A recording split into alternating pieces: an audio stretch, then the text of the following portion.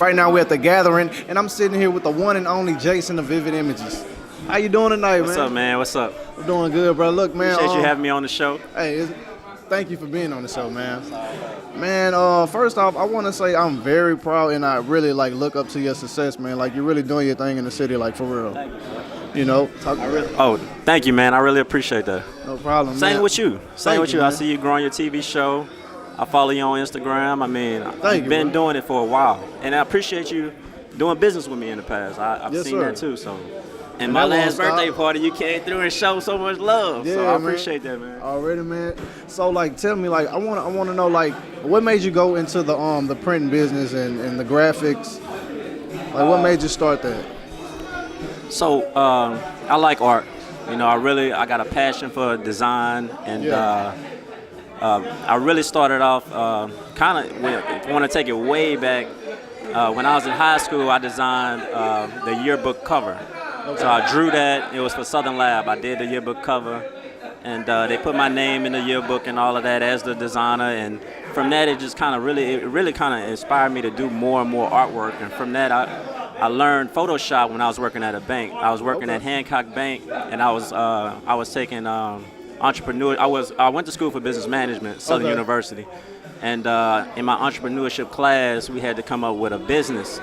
And the business it was a fictitious business. I came up with Vivid Images. Wow. So from that class project, it just kind of kept on, and I really went in business for real, and here we are today. So, when you first started, and I know it started, as a fictitious project for school. Right. Did you actually see it going somewhere else fast? Did you envision it being what it is today? No. Yeah. I mean, I started out as a school project, and man, just life will really just kind of open up different doors, and your vision, it just kind of happened. Yeah. I never thought I'd be a print guy, when I was in school. You're more than a print guy, though. Oh, you talking about in school? When I was in school, I never thought I'd own a print company. Yeah. I didn't think that's what I would be doing, but just through art and having to pick a platform, I know at the time, I think printing and either you're doing websites or you're doing printing. Yeah. And, at the time, I was doing a lot of stuff for the Greeks, and it started flyers, business cards, and got my first printer, and the rest is history. Yeah, man. So, look, I've heard stories. I know when you first started, I heard, you started, at home. You started at home, right? Yeah, right, of course. So my dad had a shop where he, kept his lawnmower and all of that stuff. Yeah. So he cleared it all out, took his tools out. I told him I wanted to paint the walls green. Yeah. He was like, man, what are you doing? You painting the wall, but I was trying to do a green screen thing. I was playing with video. I just started playing with the camera, doing graphics, and I started doing album covers, and it just kept building. I found my niche, when I started doing flyers, because it was a consistent revenue stream. People kept coming back. Yeah. I'll satisfy a customer, and they come back next week or the week after and get some more flyers, and it just kept on. Like I said, when you start doing stuff, it'll take you through. Yeah. You just go with the flow, and you just end up, owning a print company. That's the way you saying it is it just happened, but to me it's that's amazing though. You know what I'm saying? Man, when I look back at it, it's amazing to me too, because I never would have thought that I would I had multiple locations at one time. I had one in Shreveport, New Orleans, Hammond, of course Baton Rouge. Yeah. What a lot of people don't know is I had a couple of different locations in Baton Rouge at one time, because we had outgrown Sherwood. Sherwood was I remember 1,700 square foot. Yeah. So just the printer alone in the back was taking up the whole space. It just got to the point where we outgrew Sherwood real fast. Yeah. So I had a warehouse where we were storing other printers. I had another set of employees, another set of bills. I had to get on paper one day. I was like, man, I really should own a building for the kind of expenses I had. Yeah. So, I went to the bank, and now I own my building, and it's on Beaumont Drive. So everything is running a lot better. A lot of times in the past, having those two locations, we was trying to do the same day, next day back then. Mm-hmm. But having those two locations, we would bet it all that everything was going to just go as we planned. But, stuff go down, employees don't come to work, whatever. So Now everything is running smooth, thank God. I mean, we got it all in one building. Yeah. We got 2 printers, so if one go down, we could just put it on the other one. We really got it down packed now where we can offer that and feel, and not have a lot of mishaps that would cause the customer not to get their product on time. Yeah. So that's the thing. Like being able to deliver that product on time is everything. So like, I would like to say like your company, y'all have great customer service. Thank and you. Y'all Thank do you. deliver on time. Thank you. And we went through that too. We had Yeah. bad employees that really wasn't passionate about, really just withholding just a good customer service experience for my customers. I had those complaints, went through that. I finally got a good staff. They with me. They real passionate about getting the stuff. I mean, when you call out, my biggest thing right now is sometimes we can't get to the phones fast enough. Yeah. And that's one of the things we're working on. Sometimes you may call and it's backed up, but I think in the next couple of months I'll have that problem solved. It's always, we always improving, always trying to get it better. Speaking of involving, like I know you're working on an app. So, not anymore. You're not? No, okay. I had to put the app down because we started an event app, and I did that because we were dealing with a lot of, we still are. We deal with a lot of promoters, entertainment, and stuff like that. So the whole idea with the app was to be able to kind of capitalize on that and put a product in the market that promoters could use to promote their events. Also, I had features on the app where if you went to an event, you can actually DM people by just entering the event. Yeah. So you enter an event like this mixer we at. People don't know each other. You come in, you log into the app, and then you can just start DMing everybody that's here by the geolocator that was built into it. But it really the reason I had to put the app down every year, come out with a new phone, and it's very expensive to keep up with the updates on the different phones that's coming out. You have to constantly have developers keeping up with that, and if you don't have a stream of revenue to actually keep up with it, it's you get to a point where you're spinning your wheels. So I put it to the side. I'm not abandoning the app's idea right now. I just put it to the side because I want to focus on some things with Vivid Images. We got a new website we're gonna drop. Actually, it's in October. I just dropped that, but yeah, in October we're gonna come with a new website that's gonna allow people to design stuff on the website. Type in information, it happens on the fly, and push it out. And you can take it to social media, print, whatever you want to do with it. That's pretty cool. That's really cool. It's very exciting to us. That's what's up, man. Like aside from Vivid Images, like your birthday party was awesome. Like, are you having another one in 2019?